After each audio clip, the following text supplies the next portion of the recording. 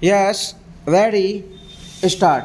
Sir, a new feature is being introduced in the Companies Act, which was never there before, neither in the Companies Act 1913 nor the Companies Act 1956 or the various amendments that have been made since 1956. Only an abridged form of the profit and loss account and the annual report will be sent to the shareholders, and on payment of fee he will be entitled to get the full report as he is getting now.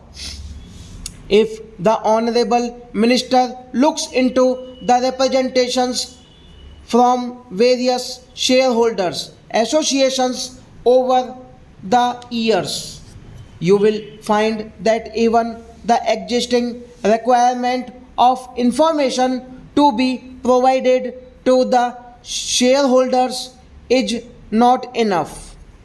In fact, shareholders associations have already represented that the information given to them should be much more specific. In companies which have got various divisions, it should be division wise.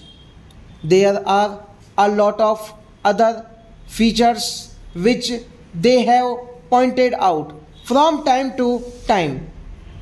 Here we find a bill which has been ostensibly brought to protect these very small shareholders and depositors, which takes away even the existing rights being given to them. It is a very serious matter.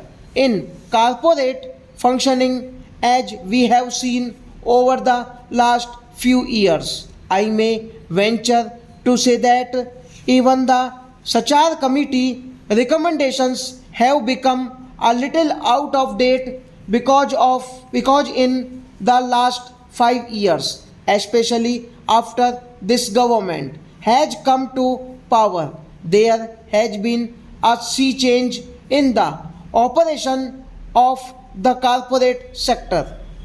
This particular act, which is the main act governing the administration of the companies in the corporate sector, cannot be effective in spite of over 600 sections and a vast army of company law administration officials all over the country. The small depositors and the shareholders will always be left at the mercy of certain government bureaucrat or a certain department. For instance, in spite of all these powers which the company law board enjoys, this particular amending bill says that certain powers will be shifted from the High Court to the company law board. It makes no difference.